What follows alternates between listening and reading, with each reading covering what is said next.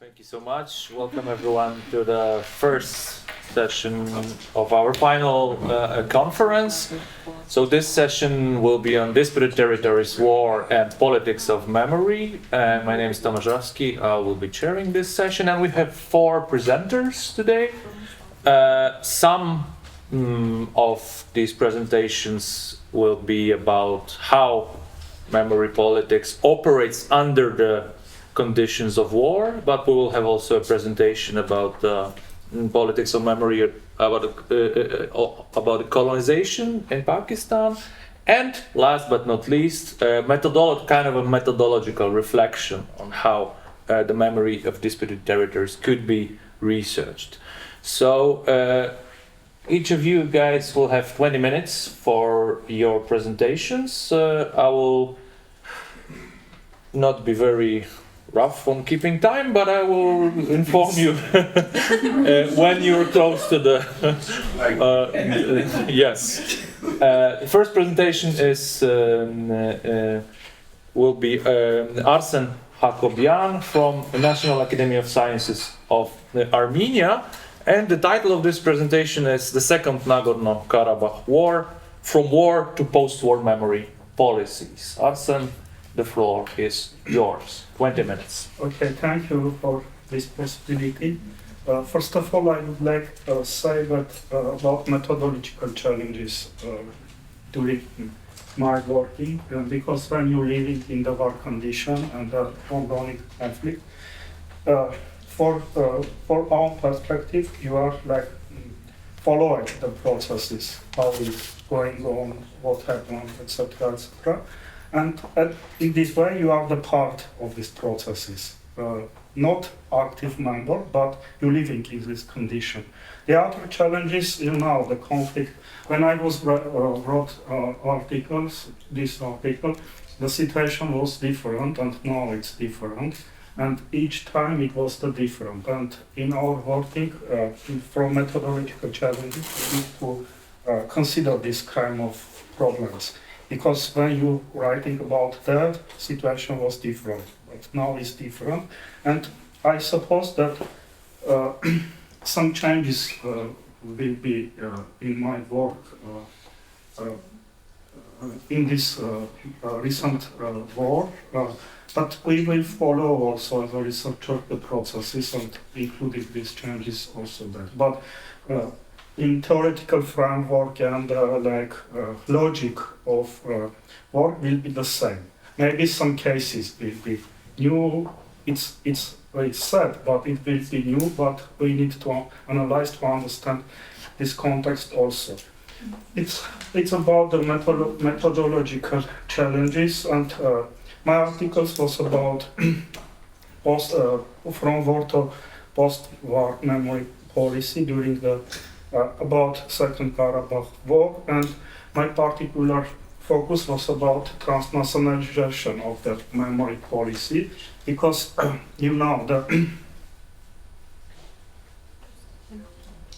it's a map of Nagorno-Karabakh. The second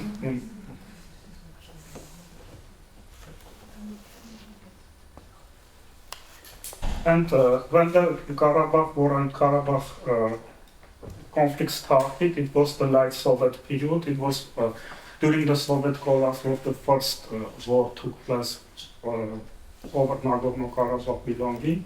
And after 13 years of ceasefire, 2020, Second Karabakh War started. The naming also reflected some memory policy, because in Armenian context, war was called 40-day Artsakh War or Second Nagorno-Karabakh War, Azerbaijan-Kurd Karabakh War, as a patriotic war also.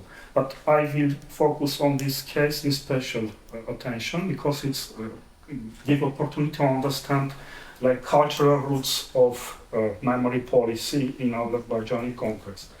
And Second Karabakh War was the one of specificity. It was transnational conflict between Armenia and Azerbaijan, or de facto Nagorno-Karabakh Republic of Azerbaijan, officially what between Nagorno-Karabakh Republic and Azerbaijan, but its direct involvement on Turkey and also some the other transnational actors like Israel and Pakistan was helped supported Azerbaijan, and Turkey was involved directly as a like military assistance and transferred also the Syrian terroristic groups from northern violence, export violence from Syria to Nagorno-Karabakh. But now the Turkey remains the main actors of the post-war and the new war situation.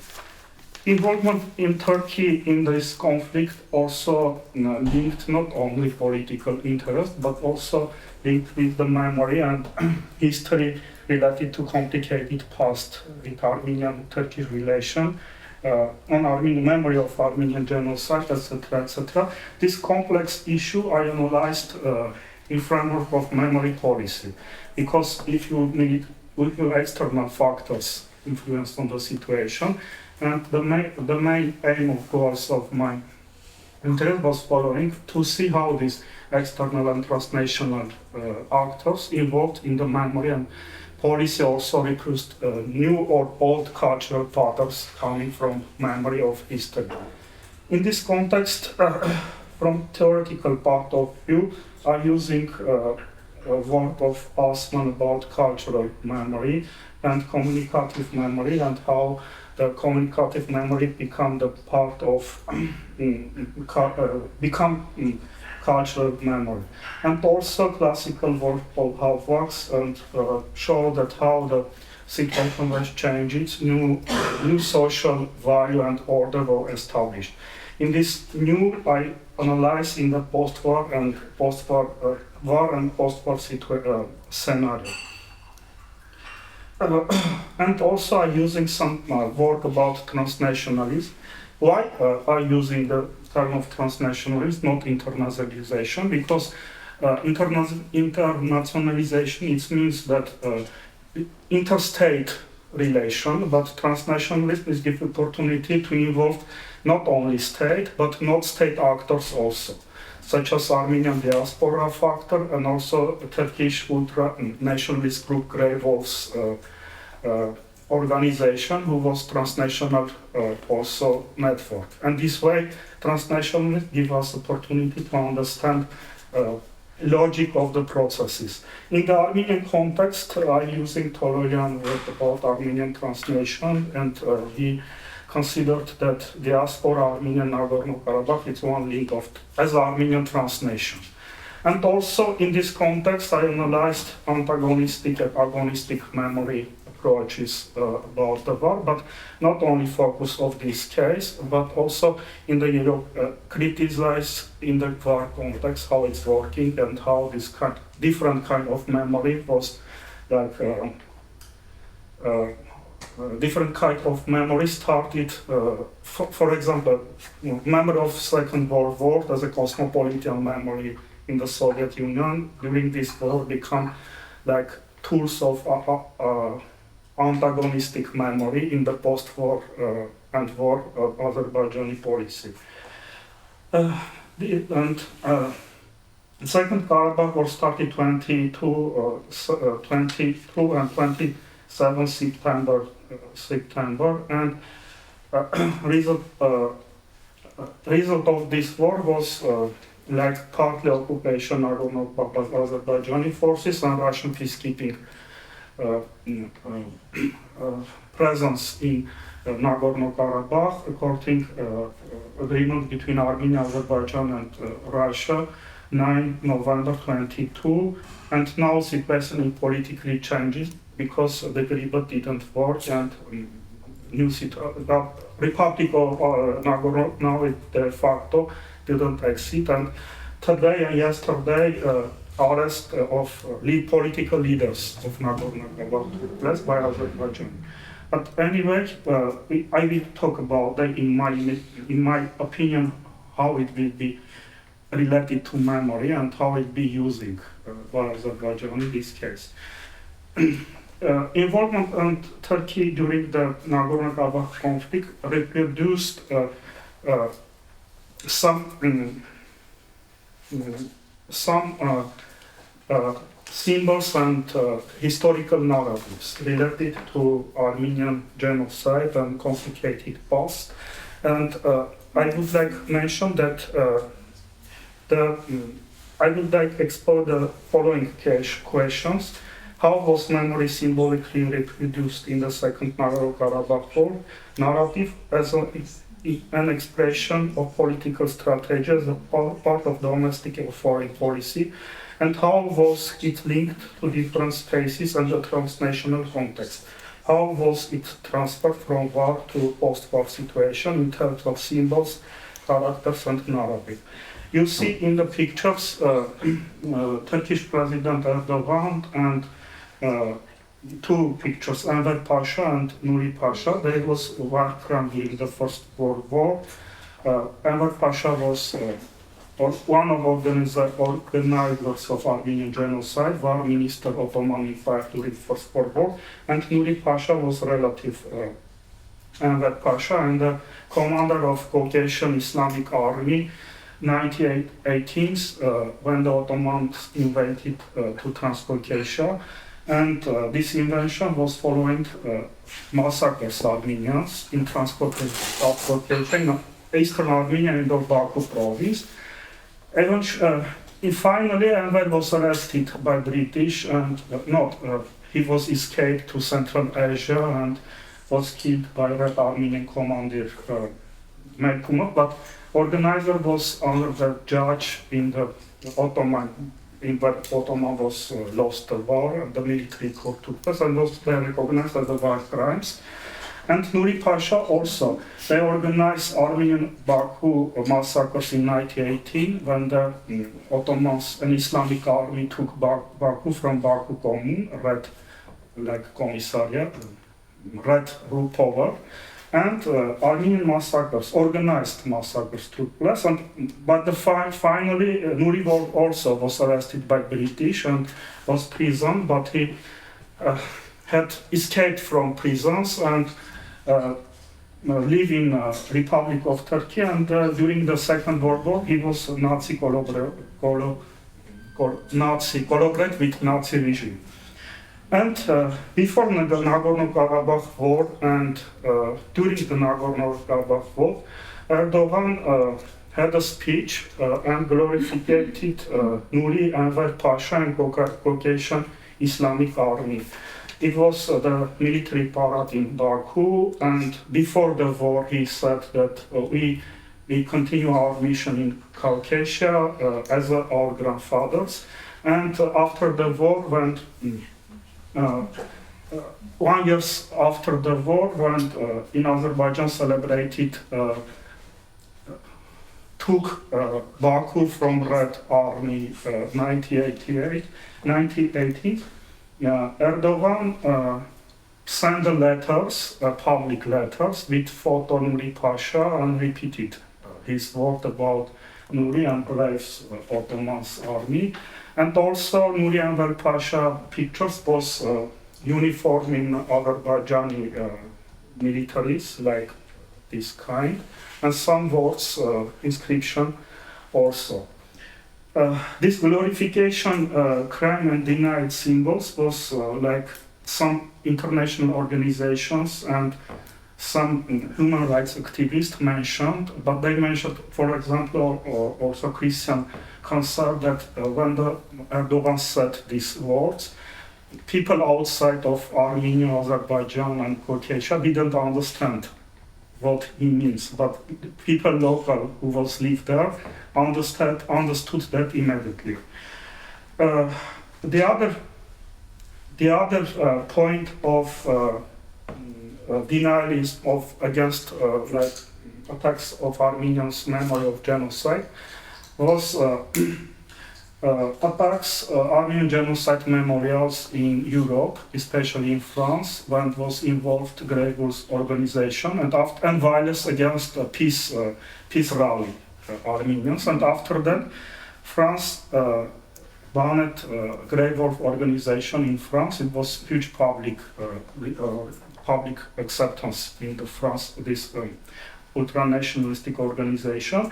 And the first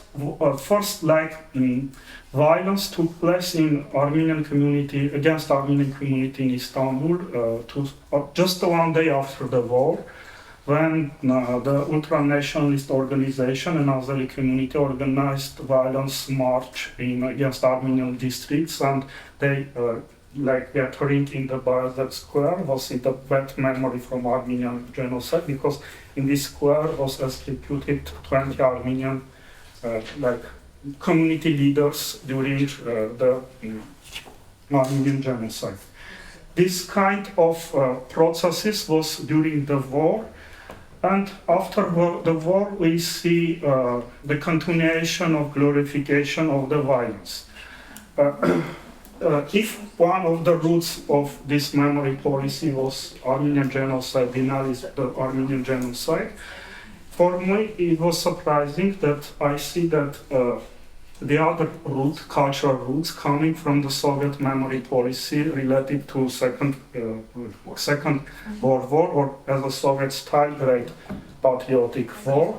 Why this cultural pattern is working, and Azerbaijani, I say about that, Azerbaijani official narratives called Second Karabakh War as a patriotic war is coming from Soviet Great Patriotic War, Soviet using Russian Empire wars, this term coming from Napoleon invention to Russia, and that time they called this war Patriotic War. Stalin using this term, added Great Patriotic War, Aliyev using this term without Great Patriotic War, but the same Stalin policy was following, because Stalin 1942 established Orden as a patriotic war, Great Patriotic War for the soldiers, and Aliyev also established some Orden, participants of patriotic war. And the other kind of Russian or Soviet style, it was parallel with pictures, and it was Russian style celebration 9 of May, Immortal Regiment called, when the people with these picture soldiers had a march, and during the military parades, Azerbaijani using this kind of celebration, and the other is following the processes, and they have songs, when the Soviet songs, and they changing the name, for example, Stalingrad, and using as a Karabakh. And I follow that, the war memory policy, the other roots coming from these processes. The other was Trophy Park in Baku. He was criticized by many international organizations as an inhuman and barbaric, as a fascism also, because it's Armenian soldier was and the other things. And in comparison, I would continue about Armenian context. If in Azerbaijani context, it was immediately culturalization of the memory. In Armenian context, we see memory from below. The main public event was, if in Azerbaijan it was parade, in Armenia was visiting Prime Minister to military cemetery. So 40 days after the war is like Christian and folk tradition in Armenia. It's you need to visit its cemetery. And we see a lot of memory markers from below. It's mural, and my colleagues Thomas and Nelly wrote about that. And small kind of memory, and official initiation was established Park of Life as a contrasting between Baku and Yerevan, but it was government idea, and up now it didn't not realist. But I compare that in Armenian memory. Have a special individualization as a memorial memory for fallen soldiers, etc. And also, life part is not individualization about, it's the individualization of the memory, but it's not against the others. It's also memorial space.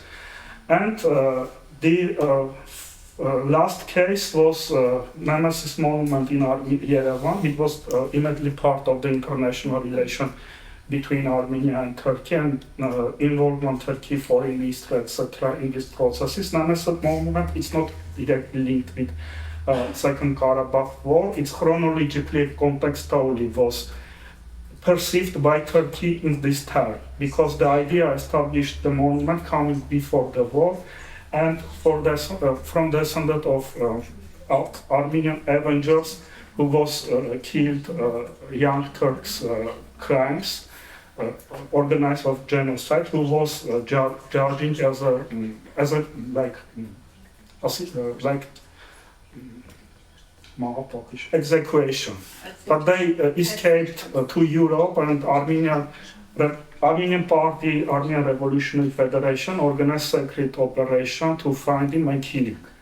And these memorials about that, but I mentioned that it's not really linked with Karabakh conflict. But when it was opened in Yerevan, Turkey reacted immediately and said, you need to destroy this monument. And they closed airspace between Armenia and Turkey and the other political initiatives. In the other hand, it was like part of Armenian genocide denialism. The other hand, it was using in the internal policy in Turkey because it was the Erdogan election period, pre-election period. And also, okay, I finished because I don't have. You still have I have conclusions. If you have questions, I will. If you would like to present your conclusions as finished, please go ahead. Okay. Okay, no. Okay. In this case, thank you so much for.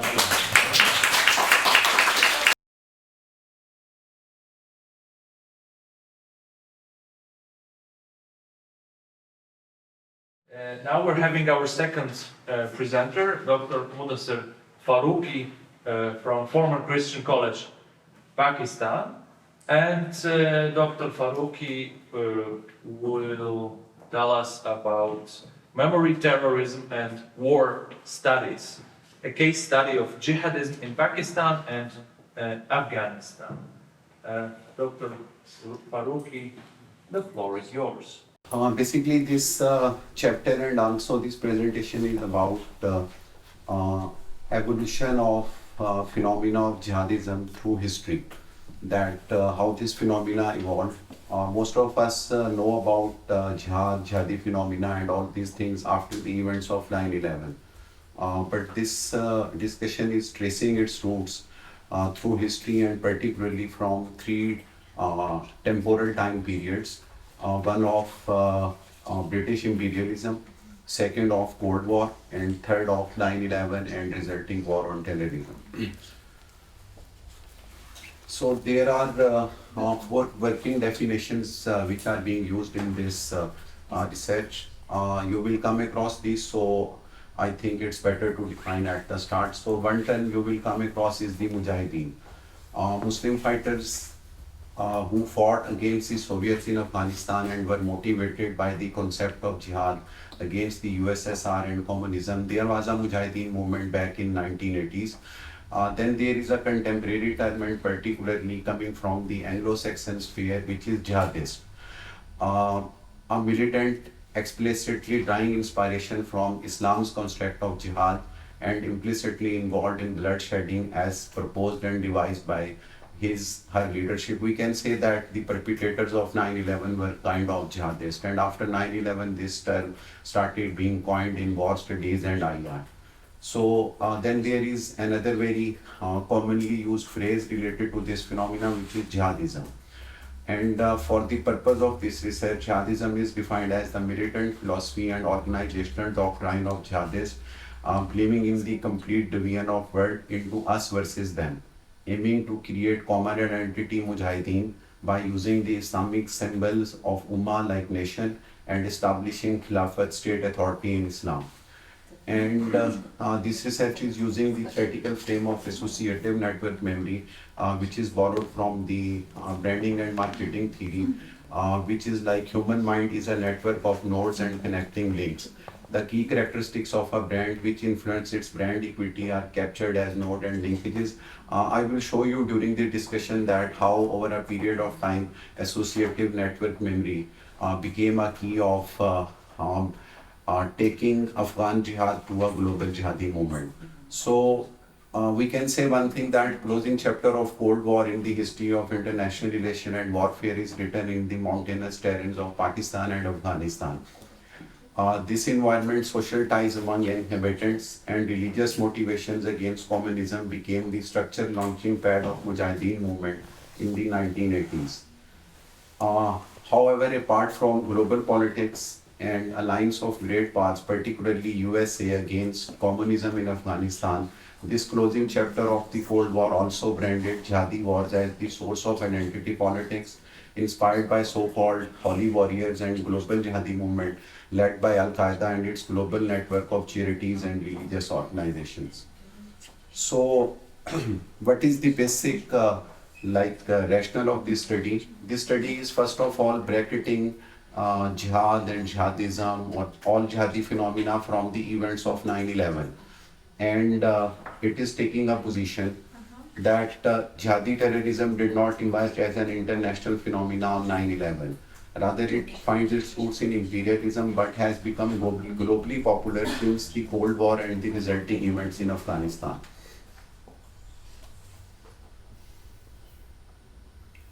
So, as this research is interdisciplinary, so the gap which this research is identified is also interdisciplinary, which is cutting across organizational science, international relation, war studies, and also on memory studies.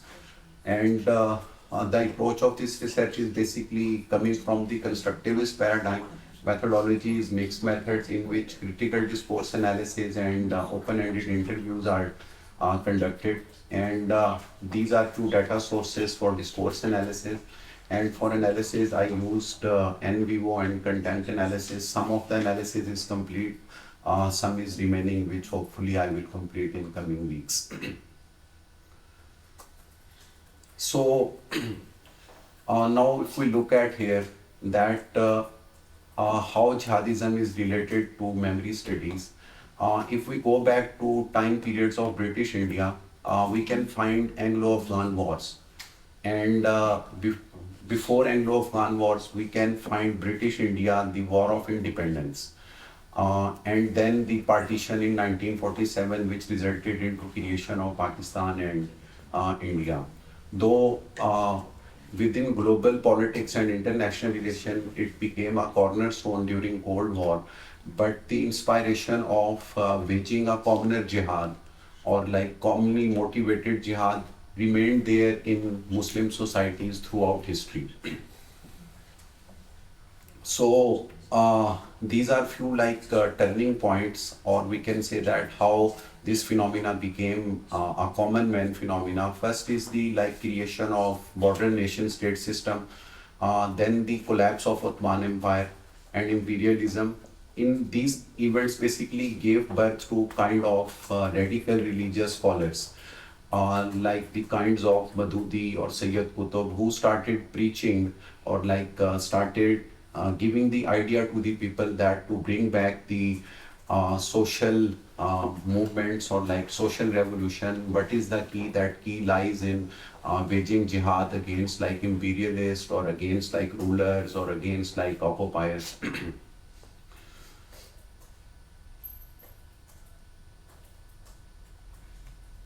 So first thing with this research is found that jihadism is kind of a totalitarian approach, which totally believes in us versus them.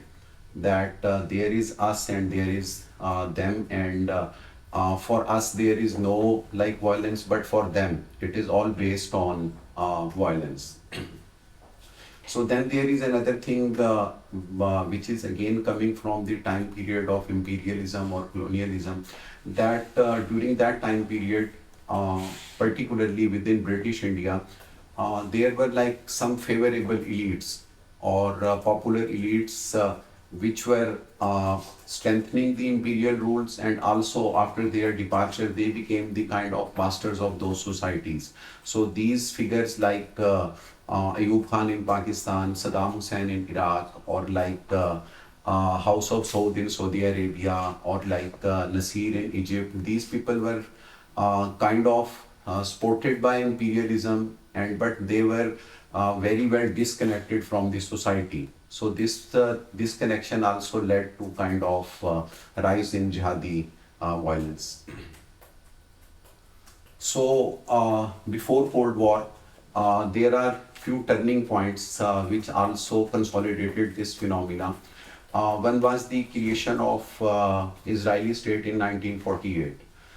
Then Six-Day Arab-Israel War, then 1979 siege of Grand Mosque in Makkah, the Iranian Revolution, the Afghan and Soviet War, and 1990s Gulf War. All these events, which were also kind of events of international relations, they basically motivated a class of like young Muslims that who can take arms or who can like fight against different kind of things going on in their own country or like in other parts. So now comes the point on associative network memory, that how all this phenomena becomes part of memory. For example, before 9/11, there was Afghan Jihad, and in that Afghan Jihad, Mujahideen were fighting against Red Army. So when Red Army left, it became a memory, particularly in the spheres of Pakistan and Afghanistan, that by doing jihad, you can like defeat a mighty army like Red Army. And when jihad against Russians were happening, there was again another associative network memory which was coming through the time period of Anglo-Afghan wars, that we were able to defeat British in Anglo-Afghan wars, so we can defeat Russians now. When 9/11 happened and war on terrorism started, again that associative network memory became a key. Like all the movement of Taliban and like other jihadi groups of Al-Qaeda and even Islamic State, they capitalized on the memories of past, that how we were able to do this and now how we can do this. When I was examining Taliban literature on USA and their logic of like doing jihad on USA, they were reviving these memories, like their propaganda literature, both digital and also print. They were focused on this thing, even creating very interactive sort of networks, that kind of drawings and pictures, and in which they were showing that this picture even is also like shown many times in like Taliban literature, that Britain came here with the army and left only with a single person who was able to retreat back to Peshawar. So from these like associative networks memory, then we can see that Taliban resilently fought against like Americans. And when they were doing their own counter-offensive against Afghan National Army and also against USA, again they were using this associative network memory connection, and was kind of able to brand their own version of jihad, and also like how to wage jihadi violence. So if anybody is interested to like on the key events of 2 decades long war, you can check this link. It's a good anecdote of the key events, and give some information that what was happening in Afghanistan before 9/11 and after 9/11. So about conclusion and like findings of this particular study is that, first of all, if we look at international relation and war study literature, we come across that this phenomena is totally overshadowed by the events of 9/11. So first of all, jihadism did not emerge on 9/11. It was always there. It was being used politically by even local politicians and also within global politics. For example, in Cold War, that this phenomena was motivated by whole West, Saudi Arabia, Pakistan, and there was a breed of jihadis which were created to fight against Russians. So, if we want to understand this phenomena or want to deconstruct this phenomena, first of all, we have to segregate it from 9/11. Because when it comes to 9/11, then it goes back to Islamic revival movements of like Salafism, Wahhabism, and these kind of radical movements it gets connected with. Then there is a flawed understanding on that we cannot understand that how an 11th century phenomena is able to motivate people in 21st century. So all the literature in war studies and in terrorism studies, it basically is focused on 9/11. So this research is kind of contribution in war studies and international relations that to better understand this, first of all, we have to like segregate it from 9/11 and examine it through history. So in practice, this is a way that how associative network memory is operating. These pictures I took in Pakistan. So those who were in Pakistan, they know about this rickshaw. So there was a branding going on, like to create association on rickshaw. So what was happening, like going back to the times of Crusades and bringing like Salahuddin Ayyubi and writing about history, then like something related to Palestine, and then trying to create a memory with Palestine and with Islamic history, and then motivating people like to do jihad on it. So this is also a model which like I generated from the thematic analysis that how all this is working. For example, there is a social memory or fact. If that fact is, let's suppose, Jerusalem, and now on that information nodes of operation, injustice from West, these are created, and then those nodes become a kind of association within the mental frames of people, and then ultimately it leads towards a specific action. So these are like some takeaways that first of all, Taliban and other jihadi groups in Afghanistan and Pakistan, they use the memory of Afghan war, Anglo-Afghan wars, and like Cold War to do jihad or like to do war against Americans.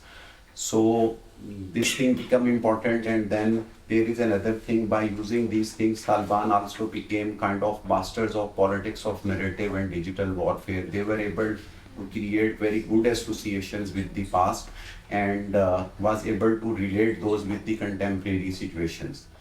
And Western literature is unable to understand the strategic significance of politics and memory and narratives which is being used by all this phenomena of jihadism. Thank you, I am done. Great. Thank you so much.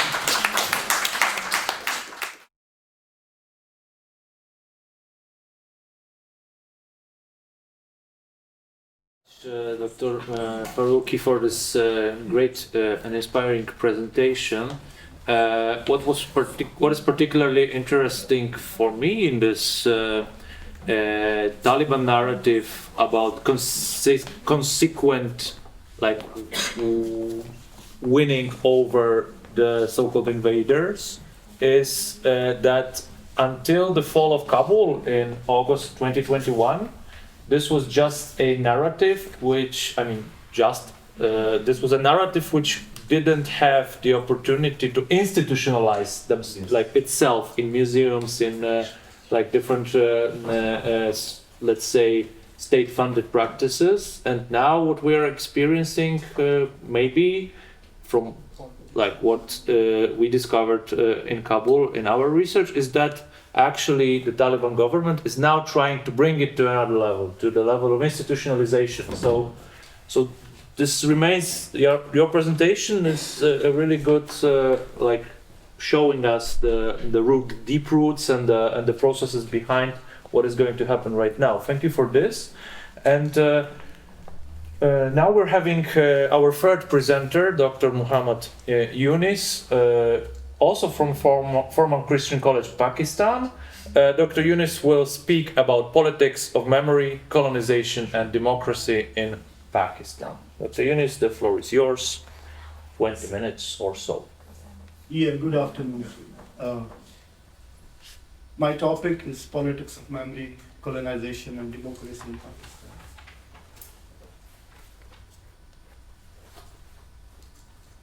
Okay, so you can just see the outline for this presentation. Of course, I'm going to introduce the topic first, and then there is a kind of a theoretical framework of politics of memory and colonization that I'm going to use to evaluate and analyze the situation in Pakistan currently. Okay. Then there are some key terminology that are being used in this research, like hybrid democracy, politics of memory, colonization, and then I'll try to draw a kind of a synthesis between the politics of memory, colonization, and democracy in Pakistan, and try to conclude on the basis of some of the observation and facts. Let me just admit in the beginning that I have not included any empirical data given the time constraint and the space constraint, but I will try to develop into a kind of an empirical paper to be published somewhere or maybe included in a book as a book chapter. Okay, so let me just start. Okay, Pakistan, we all know, despite having some trappings of the procedural democracy, is considered to be a hybrid democracy or hybrid state. Why? Elections are a kind of a constitutional requirement. They do take place, but there is also a problem in elections. Presently in Pakistan, they have been delayed for, I don't know, for an unknown period. I don't know what will happen, but we hope that election will take place. So a kind of a procedural democracy where you can find elections are taking place, there is a parliament there is a cabinet, prime minister is there. But let me just explain it a bit more. Democracy, we all know, have two aspects. One is procedural, one is substantive democracy. So we may have some procedural aspect of democracy, but the substantive democracy is to the major extent absent from Pakistan.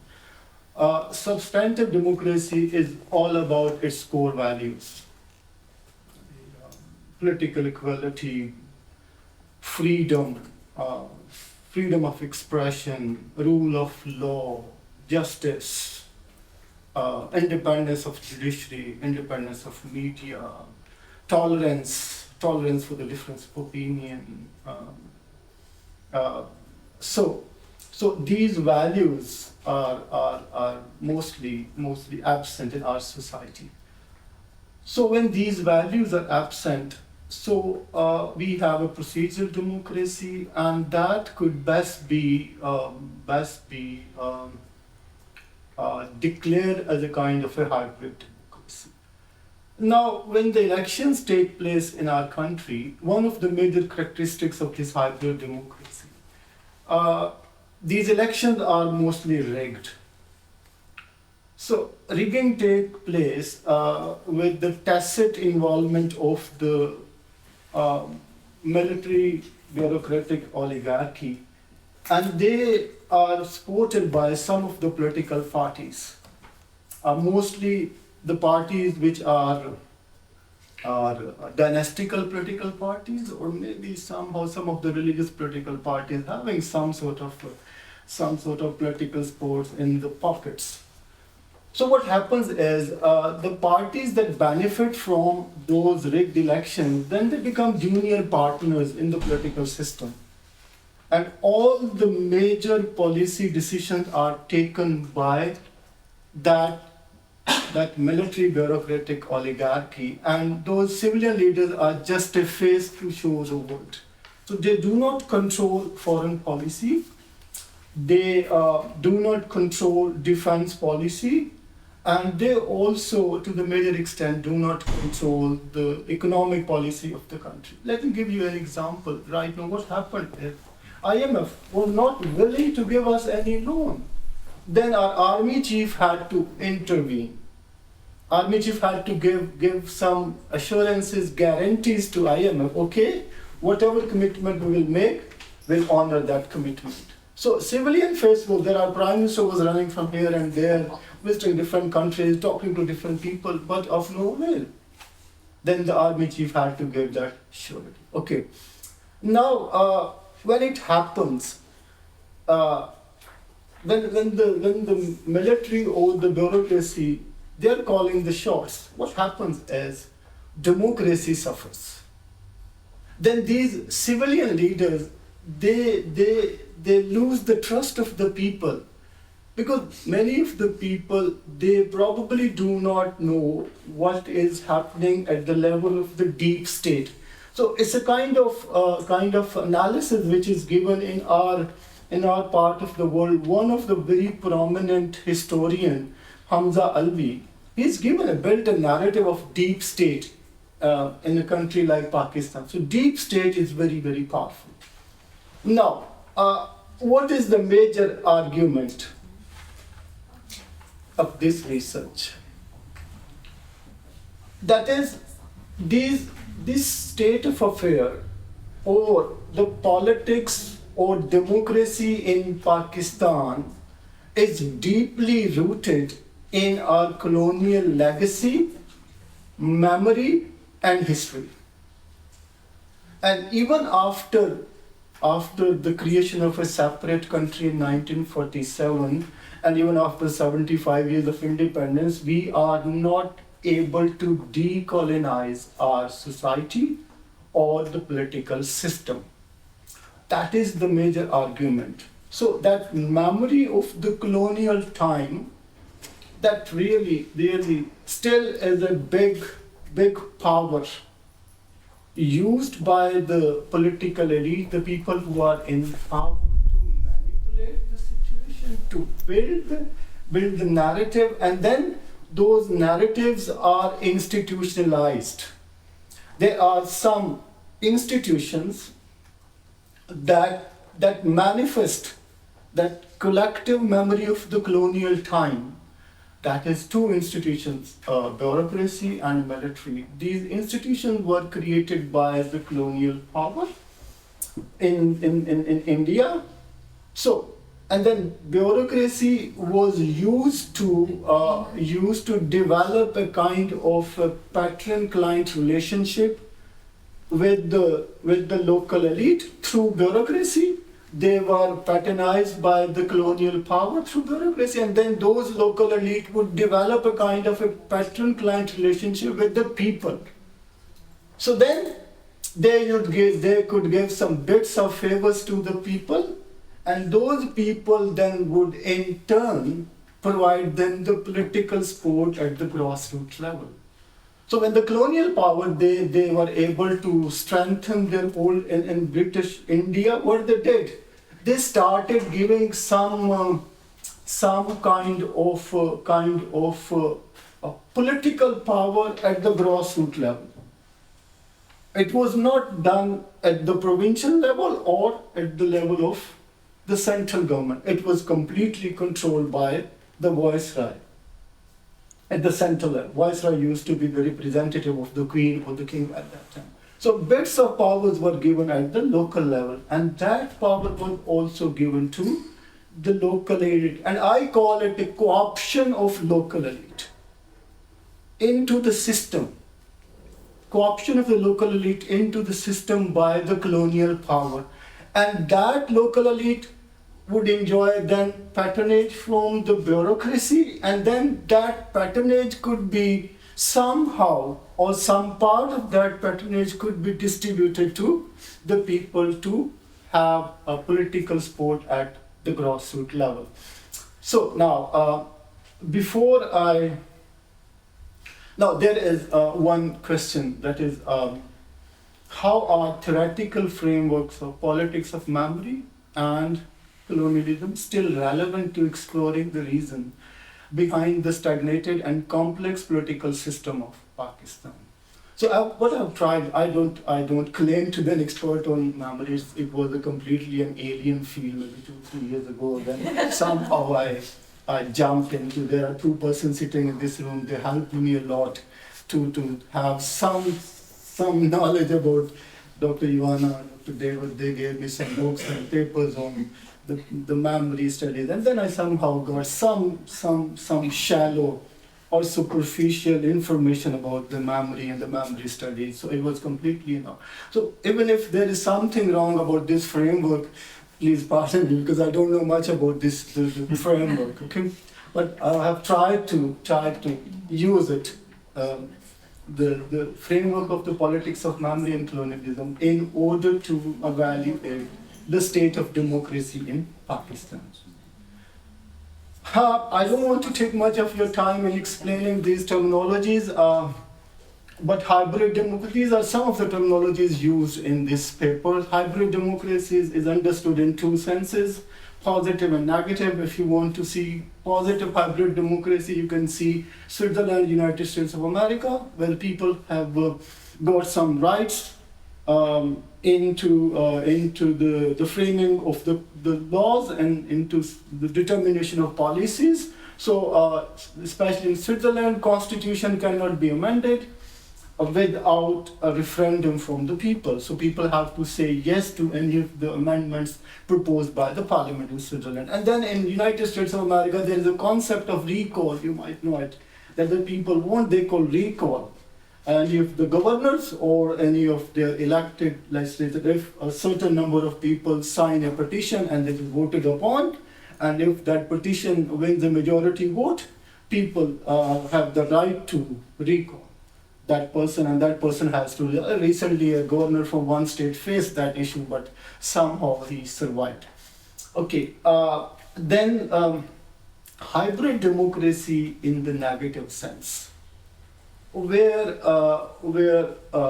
some of the trappings or features of liberal democracy, I've used the word are humbly attached to the dominant authoritarian trends. So that is called hybrid democracy. It's a new term. I mean, it's not that new. It was first coined in 1990s by Pippa Norris, and then that term became popular and famous in our part of the world. So some of the people, they call us a liberal dictatorship or maybe illiberal democracy. But probably, and some people say it's just an electoral democracy, but probably the best use to describe our system is hybrid democracy, where some procedural aspects of democracy are tied to dominant authoritarian trends. There is a problem. Hybrid democracy is always in a constant flux or evolution. It can take any form. It can turn into a kind of a pure democracy or authoritarianism. And in case of Pakistan, it turned into pure authoritarianism for so many times. We had the memory of 3 martial laws, full-fledged martial laws in our country.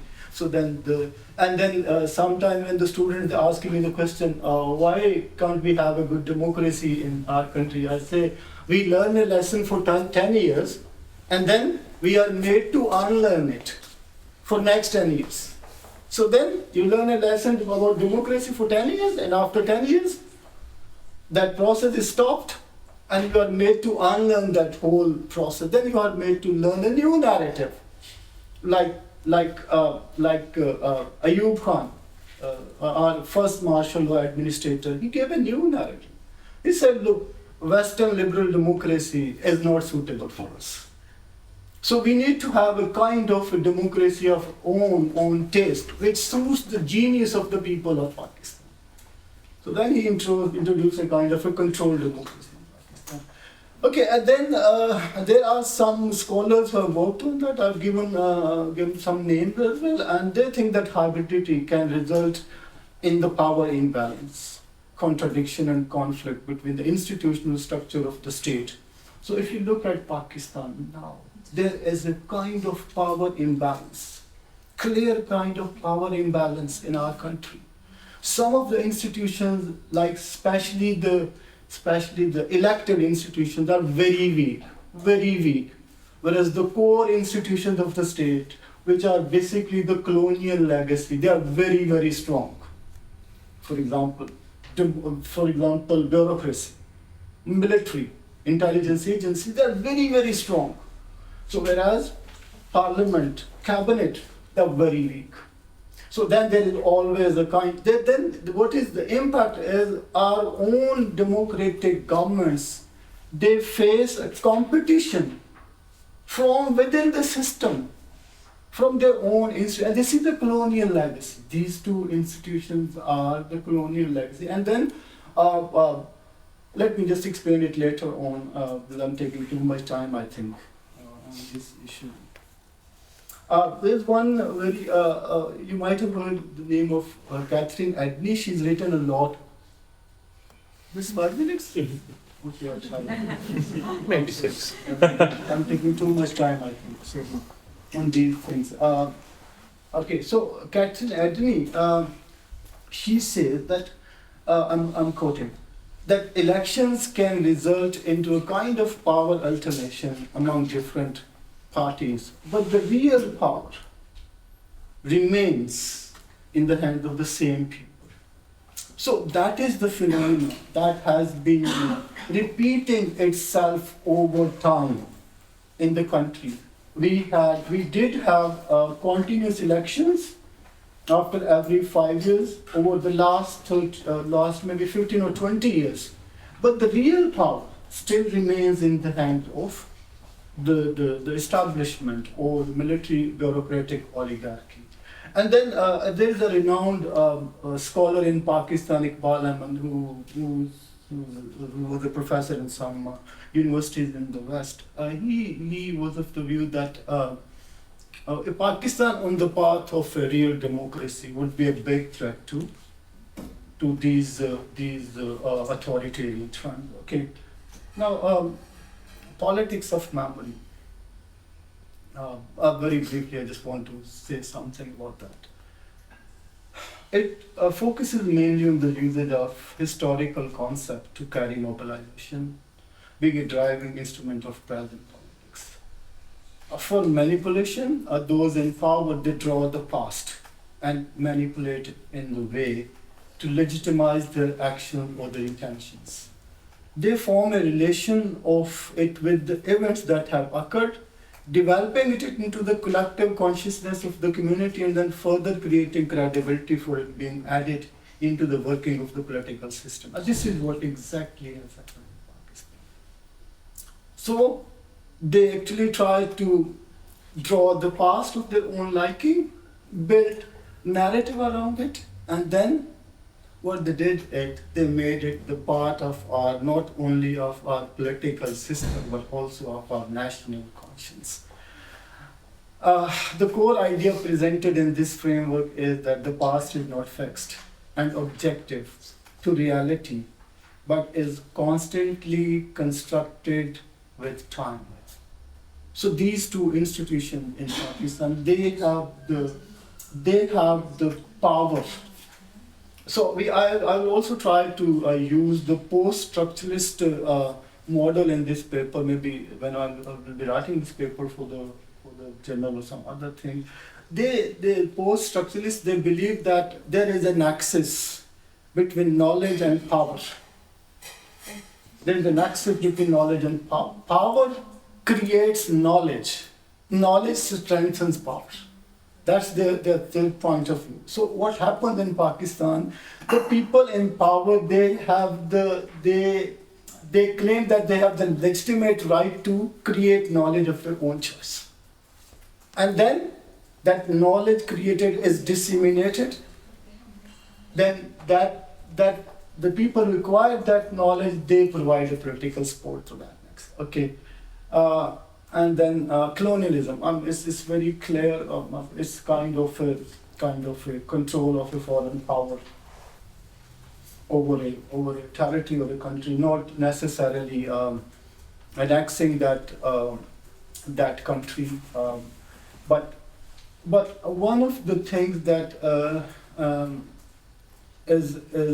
some of the writers have claimed that the legacy of colonialism is said to have a greater impact over the wider populations who have encountered colonialism for a long time.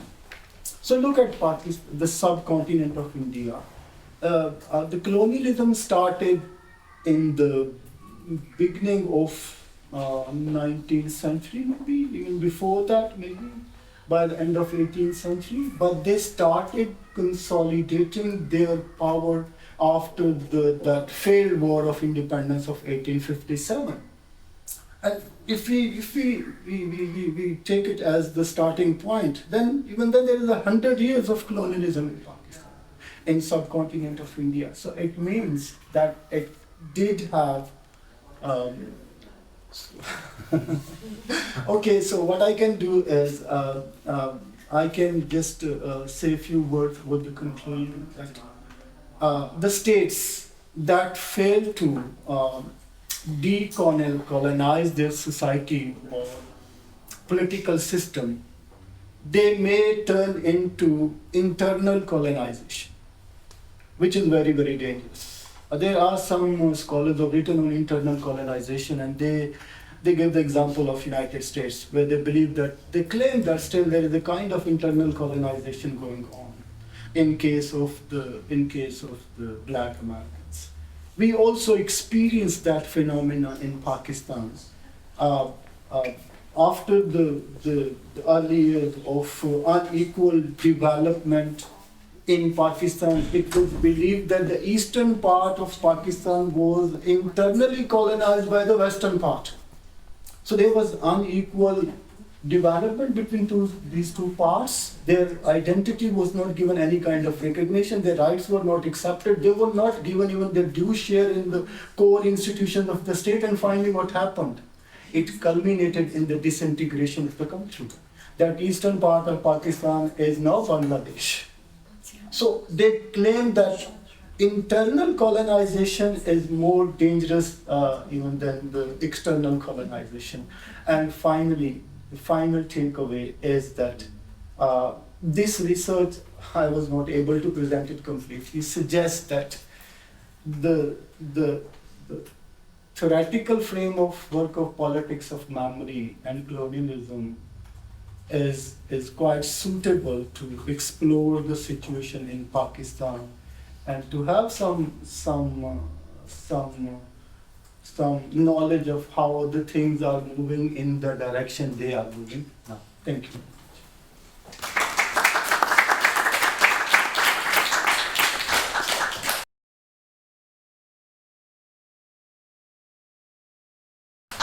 Thank you so much, Dr. Yunus.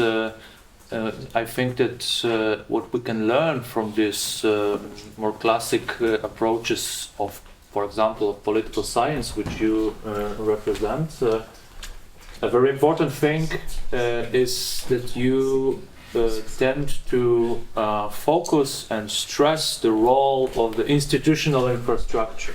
Right? I mean, this is what, as like we as memory scholars who tend to, at least many of us, who tend to focus on social constructivist perspective, that is narratives, symbols, and this, let's say, public sphere and communication processes, we tend to underestimate the institutional infrastructure of memory and politics of memory. So you bring it back to the picture, which is, I think, very valuable for us. Thank you for this. And we're having our last presenter. I would like to invite Thomas Doschenbauer with his presentation on the memory of disputed territories and the use of the repertory grid technique. So this is the methodological kind of presentation which I mentioned at the beginning of our session. Thomas, the floor is yours. Thank you. Thanks.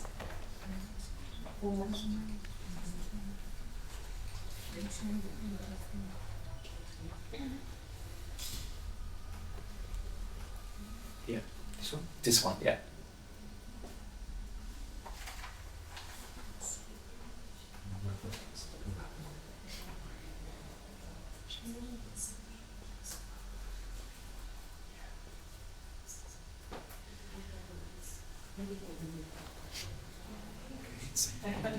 So maybe, yeah, but I can scroll it down at once. So.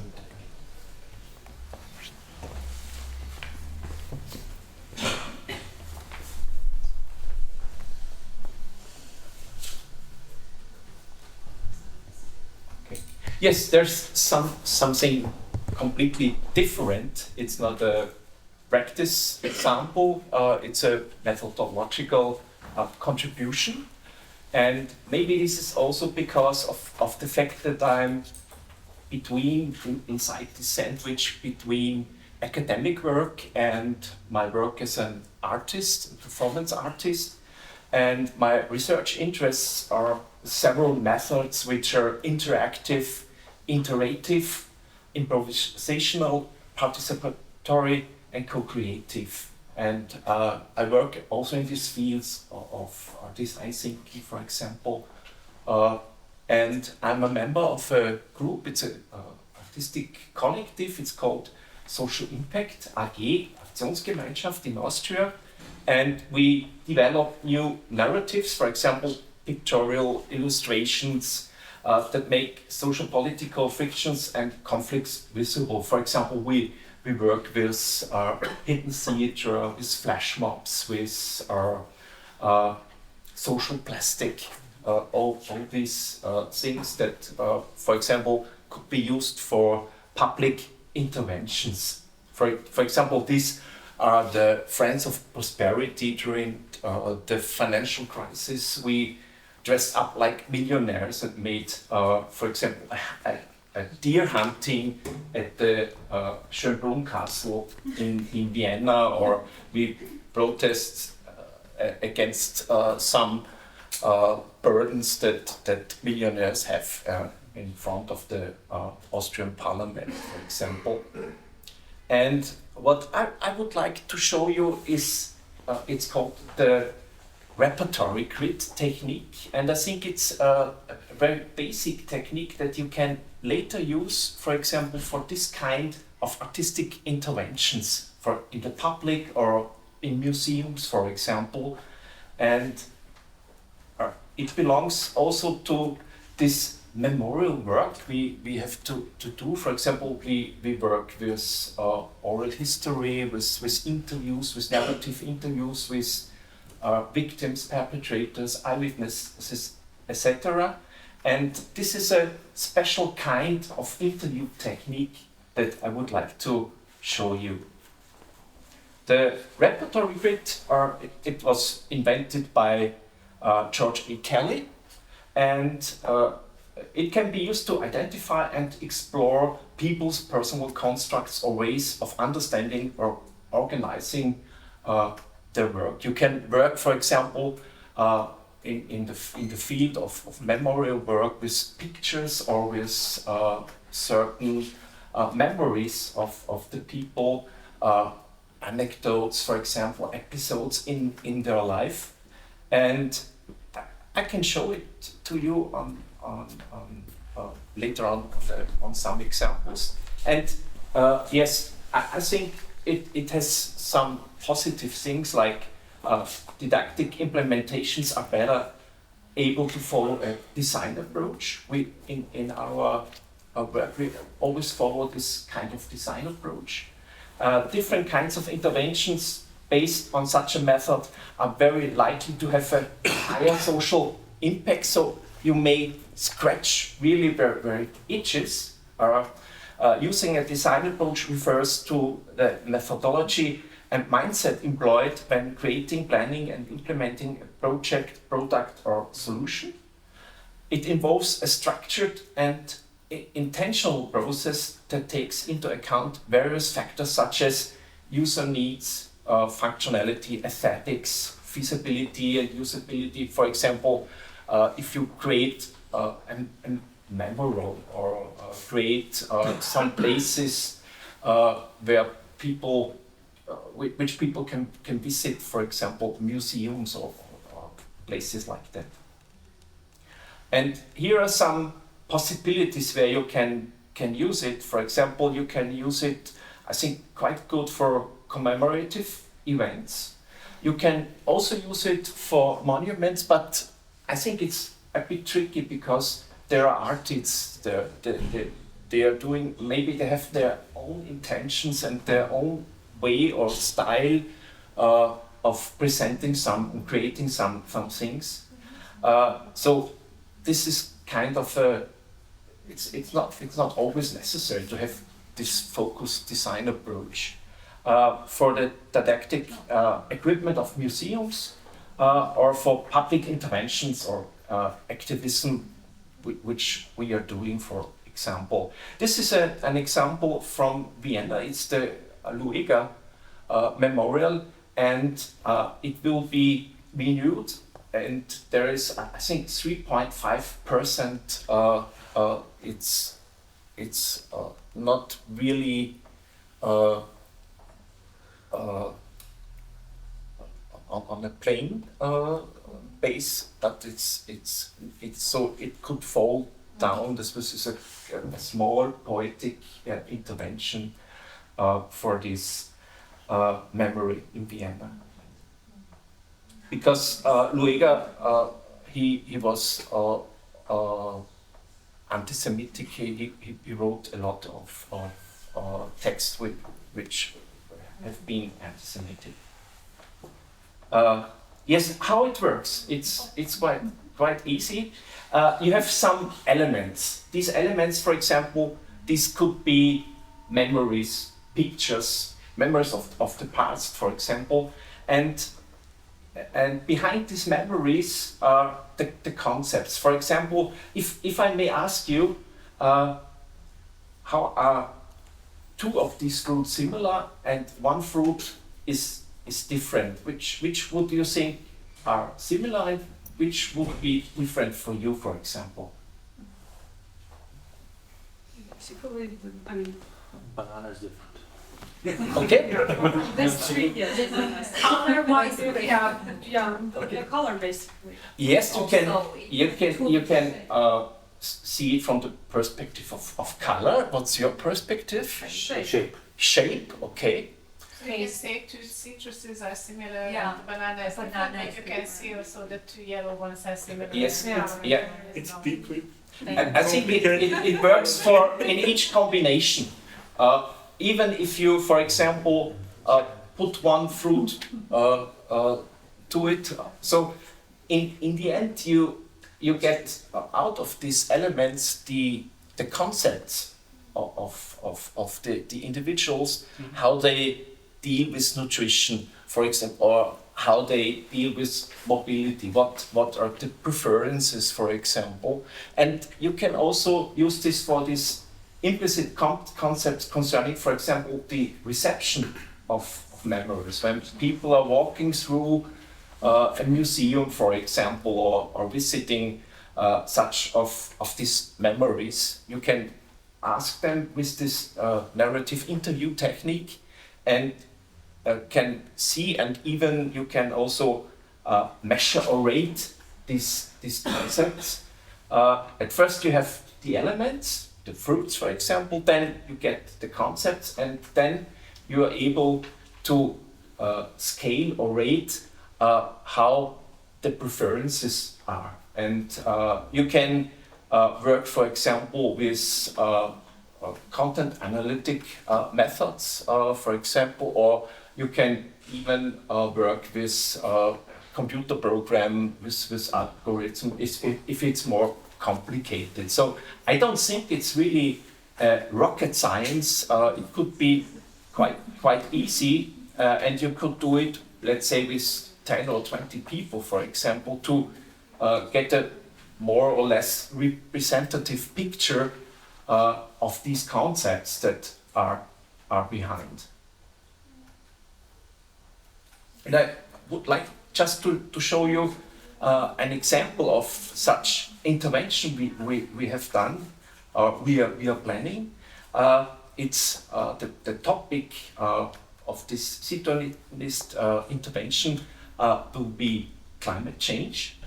And the challenge in this project was to illustrate that in the future there will be new conflicts or also territorial conflicts around territories which are still climatically favored. And from our analysis, there are, for example, these neoliberal concepts that on the one hand, they believe that this problem can be easily solved by new technologies, for example, and that such challenges like climate change are best left to the market or our economic competition. And out of this analysis, which also can be done, for example, with this preparatory grid technique, we developed some intervention that I would like to show you one of these intervention. We developed, for example, a competitive event that measures the solar radiations of the participants who have to fight for the last remaining shady spots in a town. So there are small photovoltaic cells, and they measured the sun impact during this challenge. And the type of protest in this example was, for example, over-adaptation. So it was not really to be against this, so it was a kind of ironic over-adaptation. And I just would like to show you an example or part of the trailer we made, because we would like to make this challenge in some cities in Europe or even in somewhere else. Okay.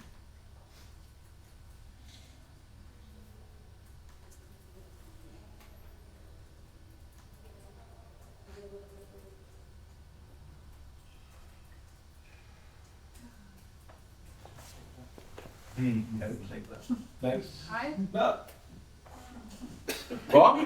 No, good. Sharing. Example. Accept all, yes. Okay. So I don't show you everything because I just show you how this challenge would be.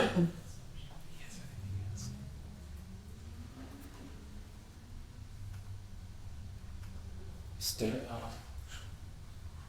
Should be sound, right? yes, but it's just music, so anyway, yeah.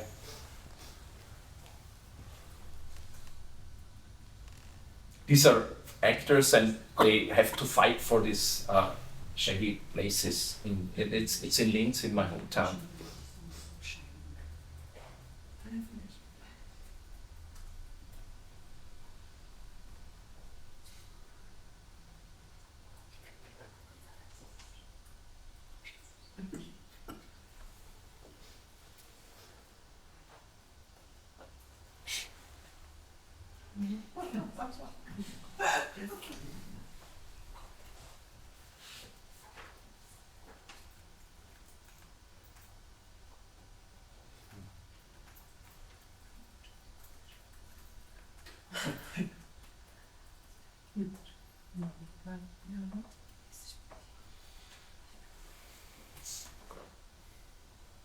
Yes, this is the end of the trailer.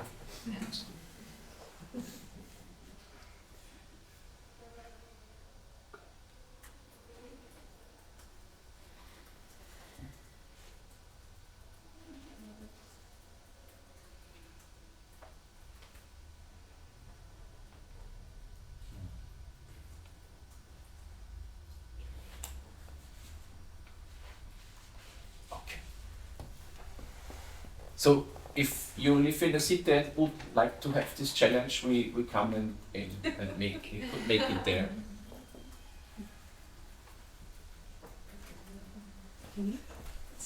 Okay, thanks.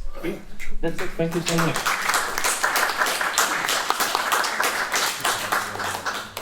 Thank you so much for involving us into this technique and into showing some examples of how it can be used in artistic interventions, which are also like in the scope of our interest of this project. Thank you very much.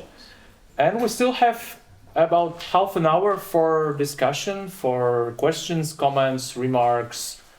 We can open the floor. Yes, Christina has the first one. Okay, I have two questions. One is for Dr. Yunis.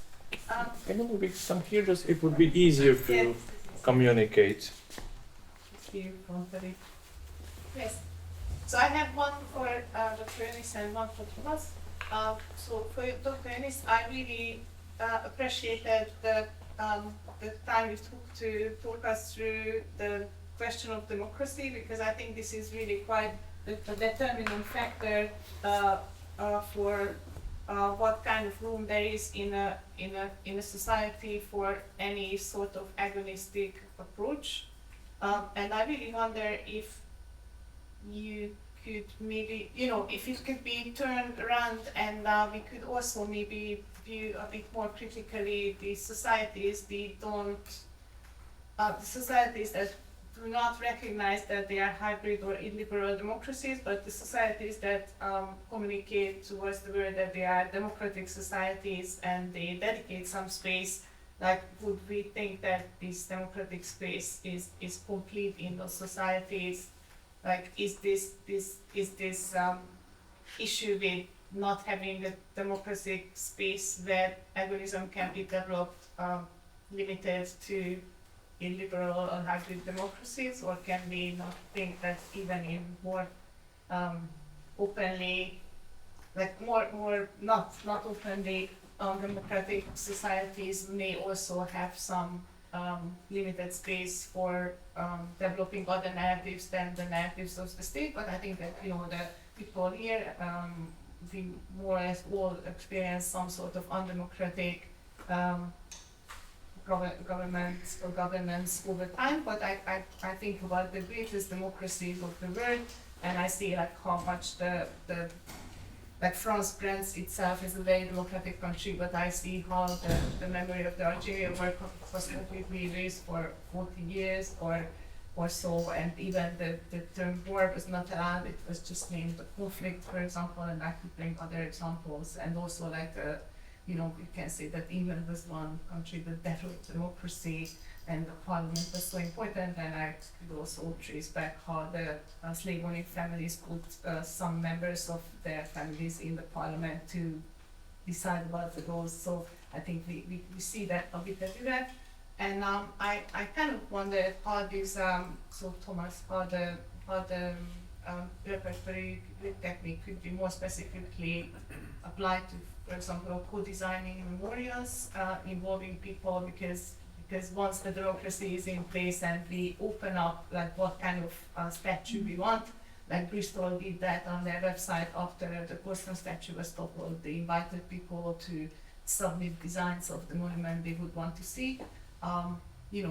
It seems to be that the orange apple, banana, it brings it down to really binaries, but is that not more complex than these binaries? So how can we overcome this? It's So that's it. Okay, yeah, your question reminds me yesterday's discussion as well. So when I was talking about this agonistic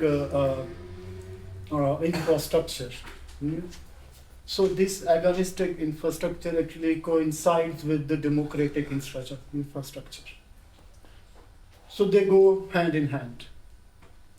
When you talk about Pakistan specifically, the problem where that is, the society itself is not democratic.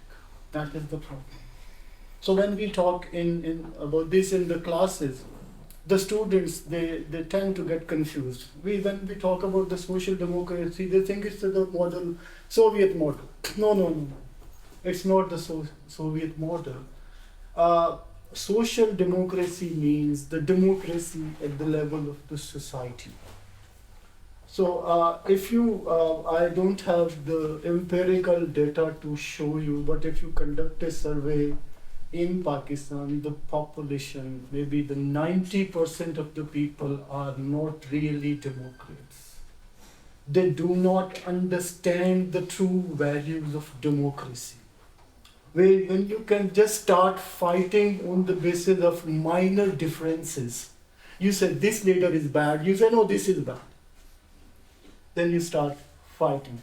And the societies where the political leaders are able to create an army of their own loyalists, it's very, very difficult to turn those societies into proper democratic societies. I'm not disappointed or pessimist. No, not at all. But I need a big heart to be optimist as well. You know? I have been very, very optimist. So I used to tell my students, okay, the dark tunnel is very long, but there is a light at the end of the tunnel. But the students ask me, sir, don't you think the tunnel is getting longer and longer? So where is the light then? Where is even if there are torch bearers, the people who are there to lighten a lamp at the end of the tunnel, they are not allowed to do so. That is the problem. I don't say that dissenting voices are not there. They're there. But they're normally I say what? In our country, it includes everyone. Liberals have arguments. But the traditionalists, the forces of the status quo, they have guns. So when there is a competition between arguments and guns, who will win, you know? In the short run. So let me just in a minute I'm going to complete. What is required in our society is we need a complete new process of political socialization. A new complete process of political socialization. Even in our country, the educated people having master's degrees, they do not understand the true concept of democracy. And when there is a conflict between the democratic values and their beliefs, they would go for their beliefs. Other thing is that democracy is a subsidiary thing. Don't go for it. So then democracy, I was not able to present in my presentation, is democracy is perceived the way it is interpreted by the powerful elite. This is a colonial legacy, by the way. It was told, look, you don't know what the democracy is. We know. We are the architect of this whole model. We are going to teach you. This is democracy. This is our Western model of democratic development. We did not give people the right to vote in the beginning. They had to wait for centuries to get to that right. We did not give right to slaves and women. They had to struggle a lot. Some of the people, they had to lose their lives as well to get this right. Look, this is the model. Can we have a different model of democratic development? That's the problem. And that the only model is that a complete new process of political socialization. And the educational institutions have to play a key role. We so many things we can talk in this hall or maybe in our universities. We can't say in the open. No, that's difficult.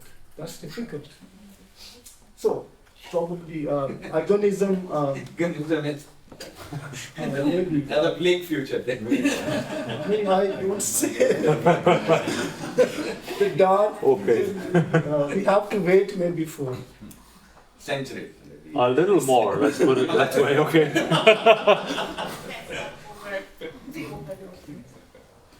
Okay. I think one way of looking at it is to not take the tunnel route at all. Build a road. that's And as long as it takes, at least you are in the light, in the sun. and pray that the road is not closed. Yeah. Okay, thank you. Yes, I told that it's not a rocket science, but it's a bit more complicated than just these binaries from this example, because and in the end you will receive a list of binaries, and the interviewees should also rate or on a scale where their preferences are between these binaries. So it's a more holistic picture that you gain in the end. And I think, for example, in comparison to an oral history interview, which is a kind of narrative interview, and that you should not ask between, you have using this repertory technique, you can also ask and go deeper and deeper behind the motivations, the personality, and so on. So that I think you really could gain a picture that it's not really black and white. So you also have these gray tones between. Yeah. Okay. So my question from Dr. Yunus, and there are a couple of questions, but my first one is because of that thing, because the 90% of Pakistanis, they don't have a sense for democracy. Is it because Dr. Mudassir has a love for war, and he always talks different things about war? And the second is, can you figure out the moment of decolonization? Because the concept you use in your talk, like about the institutions like bureaucracy, army, they are the legacy of the colonial past. But at the same time, parliament and the assembly are also part of that legacy. But somehow the imbalance came in Pakistan. So the one thing is that you argue for a complete kind of a reform sort of a thing. But a colonial legacy, do you think colonial legacy can be revoked without without first finding the decolonized moment in the history and then revoke it? So can you figure out the moment in the history for the decolonization? And okay, but I know you get my point, but Yeah, let me first let me elaborate it little further. At the partition, like 47, there was division within India, where the collective life was going on. A shared life was going on within British India. So the very divisiveness was within the politics of British India at the time. So instead of taking things to the larger political, to transforming the larger political and social life, the politics turned towards the kind of a singular religious divisive things. And one half said that we'll go for the state where the Muslim majority reside, or we'll make something out of Islamic idealism. So now when we look back in the history, can you find out the and let me add one more thing. And that very moment, to consider that Islamic idealism is kind of a moment where we lost as a Pakistani our connection with the colonial legacy as such. Because instead of British, it is the Hindus against which Muslim League fought and won the freedom for Pakistan. So there's no connection as such, antagonism against the British rule in India, in the imagination. So in that context, can you figure out the decolonized movement? I totally agree with you. Before you respond, maybe we can collect also like other questions, and then we will continue. So David, you had one, right? Yeah, I had a question for Arsen, and I have one for Dr. Farid as well. it was fascinating. All the great presentations, particularly fascinated by yours, Arsene, talking about the ways in which those transnational narratives, particularly Turkey and Azerbaijan, are working. The sort of examples that you use there of the way that these narratives are developed, sort of quite traditional in a way, you know, parades and monuments and all those kinds of things familiar with from memory politics. Having been in Armenia, a very mediatized society, a very online society, to what extent is this spilling over into kind of online spaces in Armenia or Azerbaijan? Because you talked about sort of memory from below, so it'd be interesting to hear what role that's playing.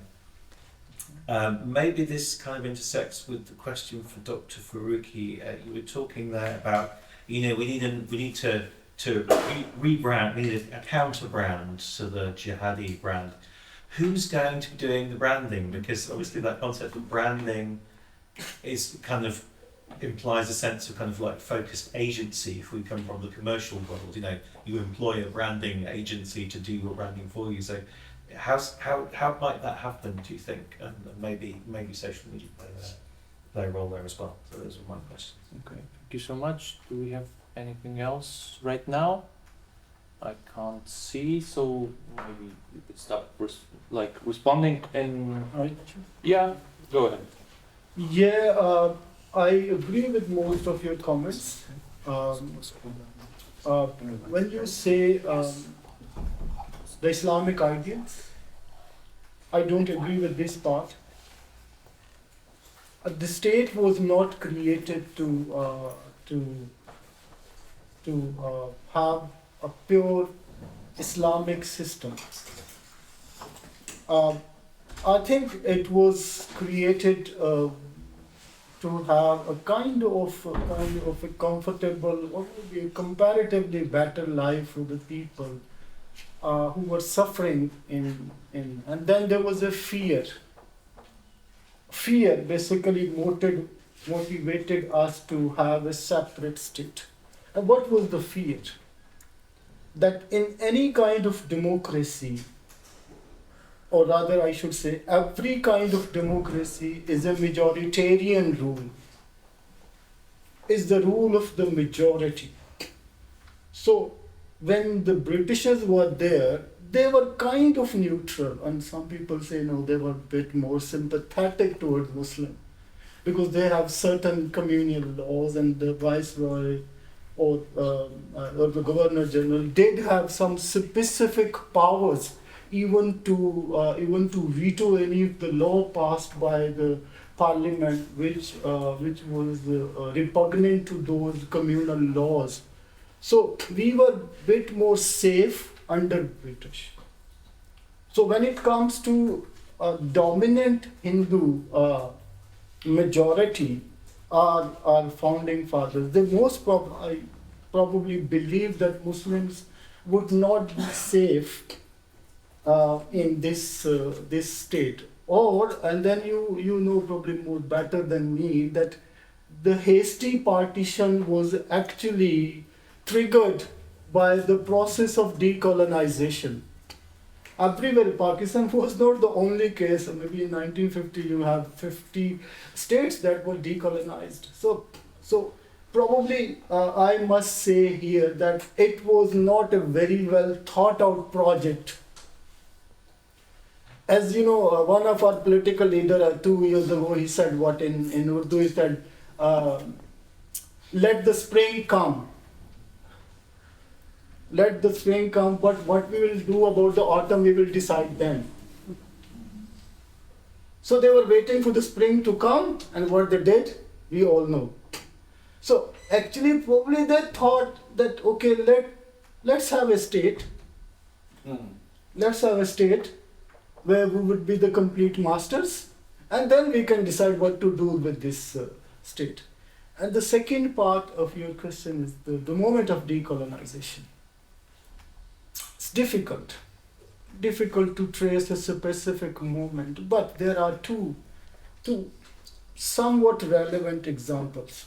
Probably Zulfikar Ali Bhutto, after the disintegration of Pakistan, his period, he was interested, or he tried to introduce some administrative reforms. He tried to one of the challenge he tried to face with courage was how to establish civilian supremacy over the military and bureaucracy.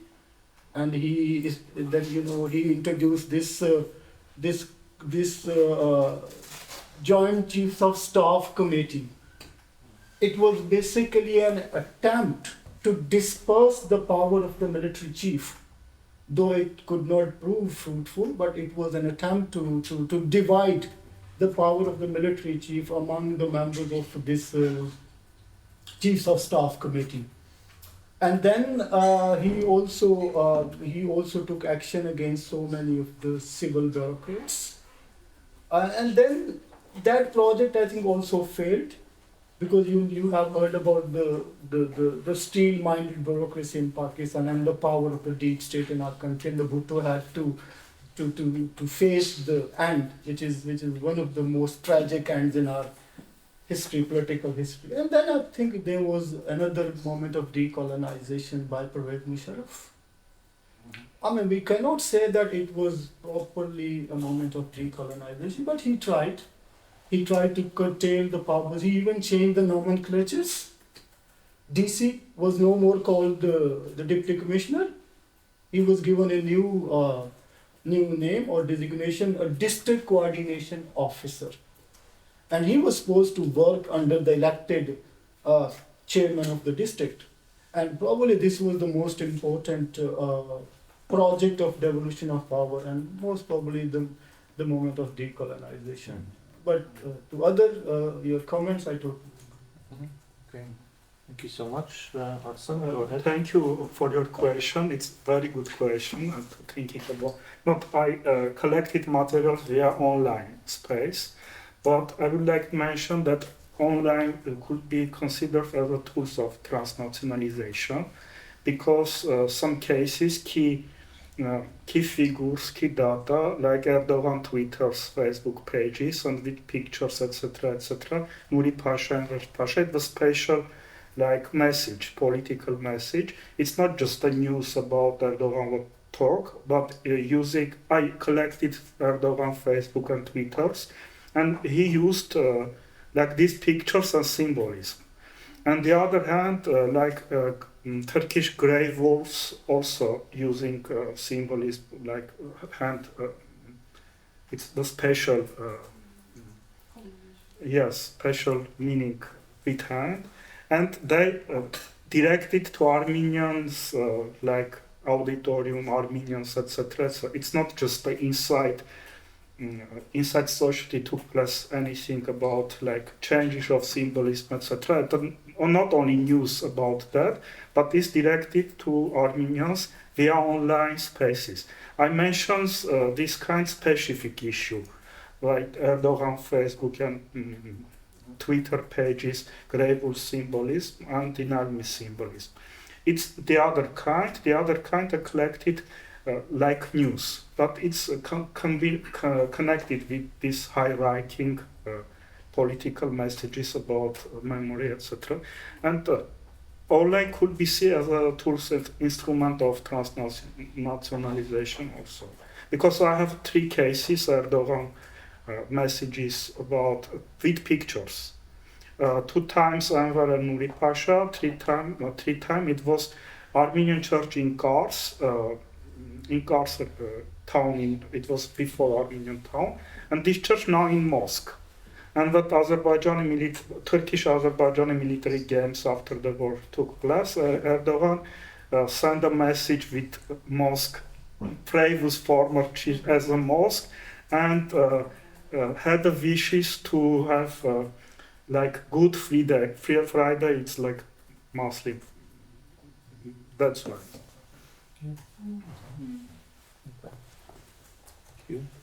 So regarding branding, as I was explaining that during imperialism and post-imperialism and Cold War, there was a breed of religious scholars, which we can call that they are middle managers.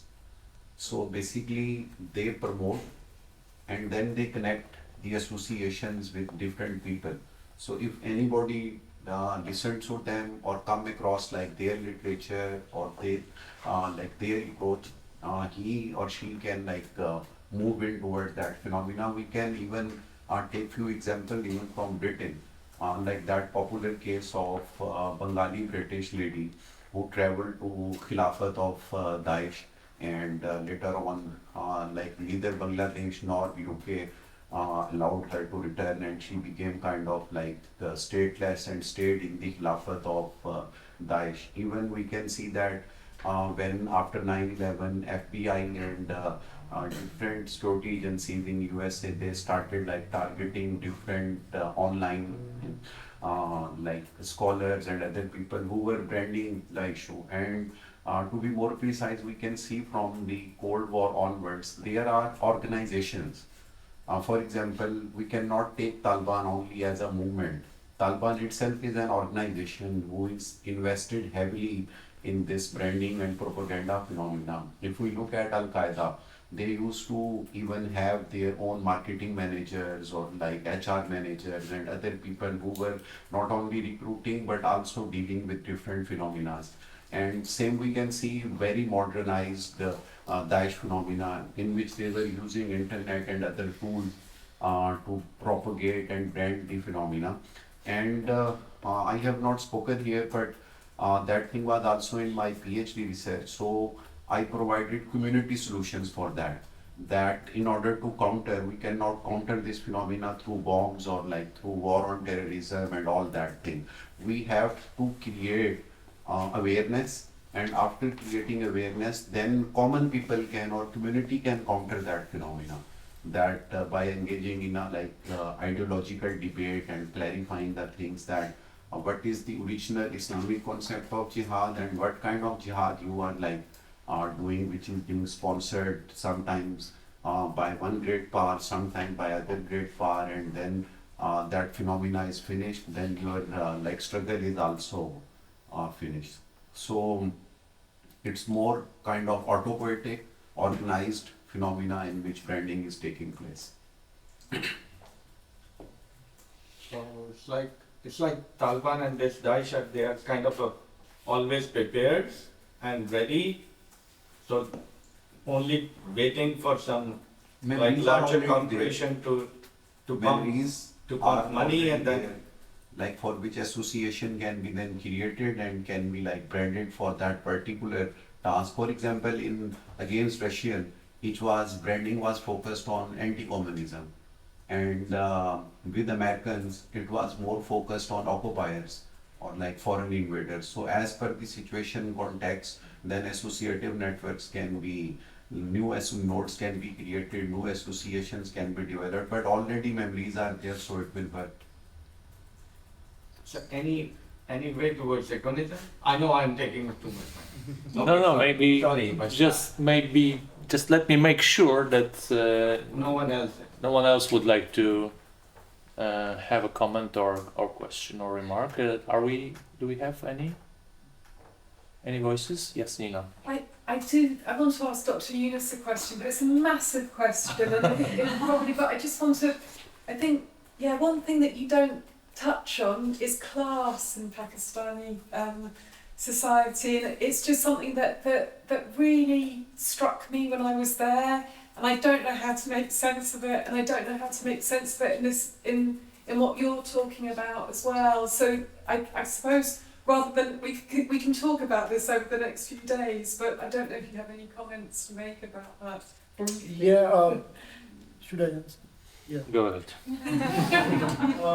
When you talk about class, now, I mean, I should not claim it, but being a person who is in a position to answer the question, or who maybe can try to answer the question, I can claim that the middle class in Pakistan is shrinking, or rather it has already shrunk. So now you have only two classes practically. That is the lowest class or the lower class, and maybe the upper class. and that, you know, that's why, and then that lowest class is already entangled in the matters of bread and butter. Maybe they have to maybe most of them have to work for extra hours just to make sure that they survive. And you know, this Ukrainian crisis has also hit us very badly. What has happened is now, can you imagine in Pakistan, inflation rate is above 30%. So above 30% inflation rate, and you all know that when that inflation rate increases, it hits the poorest one. I mean, we people, who used to claim that, okay, we are somehow there in the middle class, or maybe at some good level of the middle class, we can maybe still manage, or maybe we can also have to do 2 jobs, maybe teach in one university, find another job, or do something. But the people who are already working extra hours, and then let me just quote one thing that Aristotle once he said, a society or a country can have a good political system where poors in collectively can outnumber the middle class, and that middle class can outpower the elites. So, I mean, what is logic behind this is that in Pakistan now the poor are able to outnumber everyone. What is the kind of distribution of resources? So people sometimes say, no, the per capita GDP is this.